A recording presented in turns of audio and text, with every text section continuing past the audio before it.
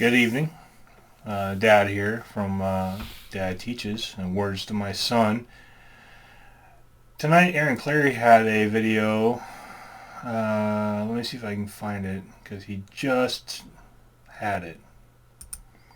Anyway, somebody was asking him a question whether or not they should go to school for cybersecurity and whatnot. My jump to cybersecurity. Okay, so I'll put a link in the channel or in the description below this video. Anyways, if you're not familiar with Aaron Clary, go visit his videos over at Asshole Consulting. He's a straight shooter, probably more straight than most people want, or too straight, I guess. Anyways, should you go to school for cybersecurity? And largely, I'm going to say no. And why? Why would I say no? Don't go to school. I mean, you can go to school, but I wouldn't waste my time on going to getting a master's degree in this. I have a master's degree in information assurance and security, and everything I learned for the master's program was soft skills. It had nothing to do with information security that much. It had more of a look at the management rules of it, which you can get out of a book, quite honestly. But more than anything, you have to get that knowledge from experience more than anything else, and paying attention. You can get your bachelor's or an associate's degree, and if you know nothing about IT, go to a technical school and go through and get your technical background, even if it's just your A+, Network Plus, Linux Plus, Security Plus, Pen Plus, or whatever the other CompTIA Pen Test Plus, whatever, and all those fundamental, foundational skills. Get an associate's at a technical college. Don't waste your time going for a bachelor's for this. And here's why I say that. I'm not saying don't get educated in it. I'm saying don't waste your time and money and effort going to getting a bachelor's degree in information security, because there's only one or two schools in the entire U.S. that does a better than a half-assed job at this. One of them's down in Tulsa, Oklahoma, and if you let me know if there's another one out there, then that's good, whatever. But what you need is experience in pen testing and hacking, going over your OWASP top 10s, knowing how to run vulnerability scanners, using your SIEMs, your security events and incident management, or security incidents and event management platforms, and all of this, your next gen firewalls, all that stuff, all of this you can get for free or very, very cheap, and practice on this at home. And you can actually make your home network out of all of this stuff, and your lab at home will be the cornerstone to your learning for at least the first couple of years. So if you're coming in cold from an IT, go get that associate's degree, and make sure it is nothing but core stuff, no fluff. Right? We don't need to worry about underwater basket weaving courses or any of the damn ethics courses, because they'll spice in all these little ethics courses and all that stuff. You're going to have to learn ethics through being in IT anyways, but you're going to learn that, and you can read on that, and you can understand that as well. Hell, I'll give a course on ethics in IT. I'd be more than happy to do that, and I'll charge a lot less than a university will. It's actually not a bad idea, but I'll have to remember that. I'm a little tired. Can you get a bachelor's degree in this stuff? You can, but a lot of the stuff you're going to be learning at the university is going to be somewhat antiquated by the time they're doing it. You're going to have to pick up a book. That book has, even though if it just came out of the publishers, it's still probably going to be a year or two old, right? And most places, the instructors or the professors, and I'm an adjunct, for instance, a lot of the adjuncts, they may be very skilled in one technology, but they're not going to be skilled in everything. And so they're going to be very kind of focused on one thing. And that's the thing about cybersecurity, is you have to know pretty much everything in IT. There's my dog. And then you have to know how to secure everything in IT. All right. So you can study on your own and get on. There's plenty of groups out there. A lot of local hacker groups within a lot of cities and towns. Look on play, and granted, I don't recommend Reddit, but Reddit's one place you can go. And just look for like your local maker spaces, and a lot of the maker spaces will have some sort of affiliate hacker space, right? Or look for like code and coffee groups and ask those people whether or not there's a hacker group that they're aware of, or maybe some people will start. And yeah, I'd say for $500 to $2,000 in equipment and maybe a couple software licenses, you can get everything you need. So you talk about next-gen firewalls, right? Are you going to be able to get a Palo Alto? Actually, you can get an older Palo Alto, but the licensing is expensive. So go for like a Sophos firewall. And Sophos firewalls, you'll probably have to buy, you can either buy like a little dedicated 4-port hardware thing or hardware appliance for the firewall, or you can just build an old computer and put an extra couple network cards in it, and then the license for home use is free for like 3 years at a time, and all you have to do is just renew that license. So you've got a next gen layer 7 firewall that you can practice some fundamentals on. Is it going to be just like all the others? No, but it's going to do the same thing all the others do. It's going to do your application blocking, and it'll do all your layer 3 stuff like all firewalls do, and then it's going to do a lot of your layer 7 stuff and a couple things in between, and it's going to have like the red node and all that stuff. So you can get that really cheap or free. If you have an old computer laying around that you can throw a network card in, do that. Instead of buying a whole bunch of computers, buy, get, or rebuild a decent computer with, maybe 16 to 32 gigs of RAM, a really good processor. Maybe you can get an old server chassis too. You can sometimes pick up an old server chassis. It's got like 2 to 4 processors that are each like 8 cores each, and about 16 to 32 gigs of RAM. And you can buy those for $100 to $200 on eBay or on Craigslist or Facebook Marketplace.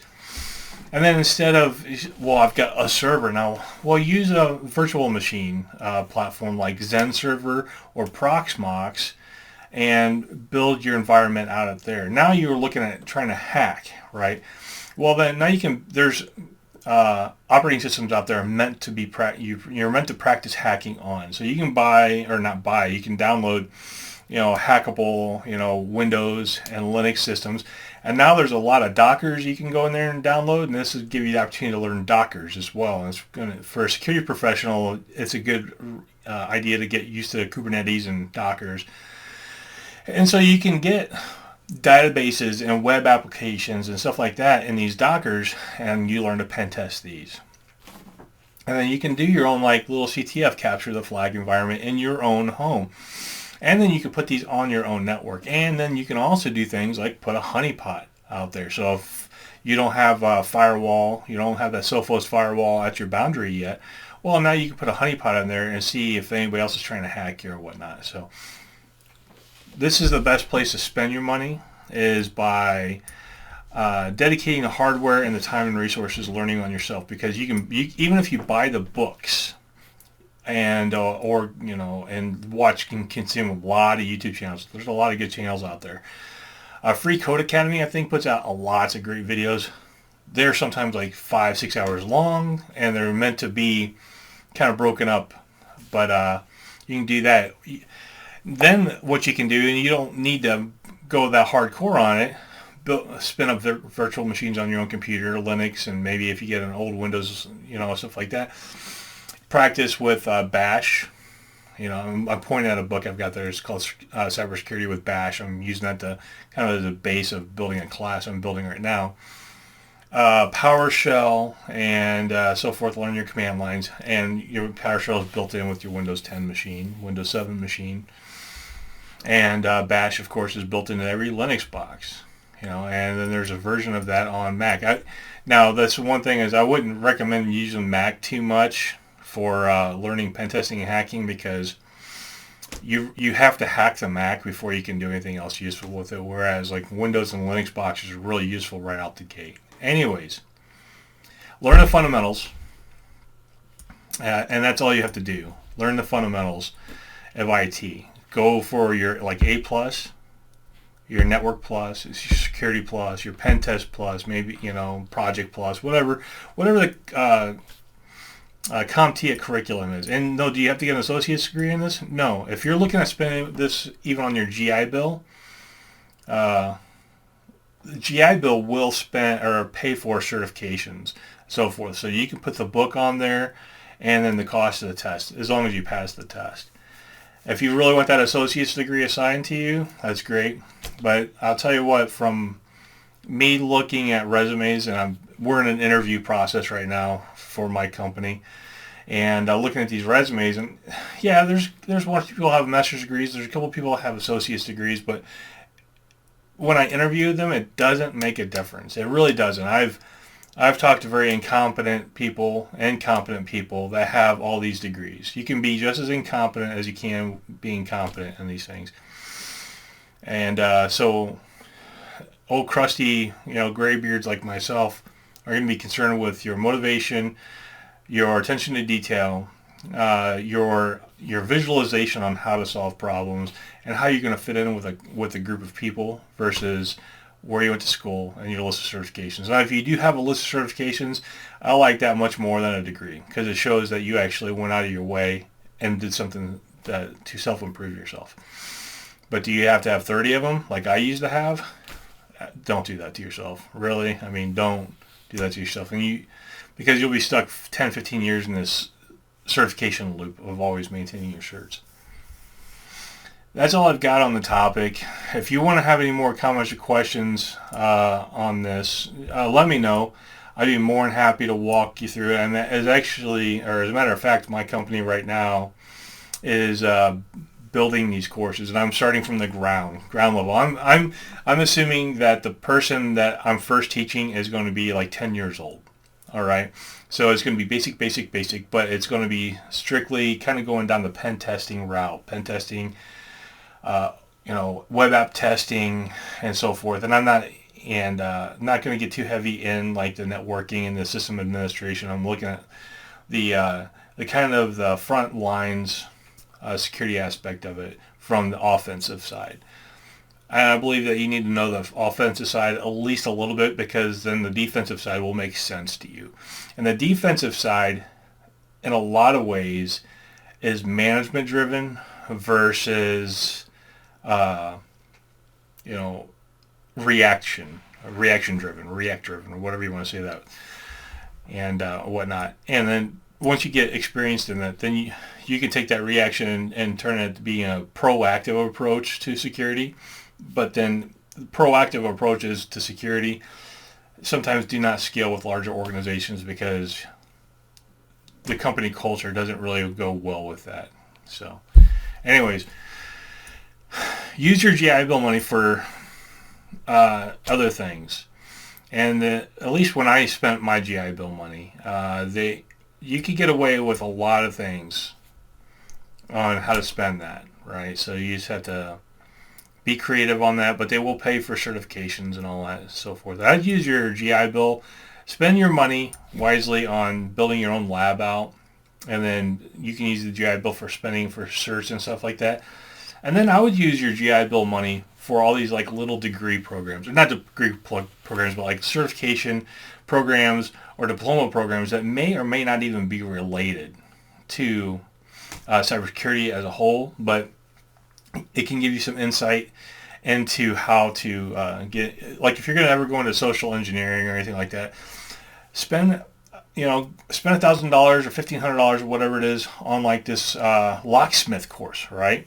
Now, do you really want to be a locksmith? Well, maybe not. But at the same time, it's going to give you good, if you ever need to social engineer your way in, now you got to weigh in. You're a certified locksmith.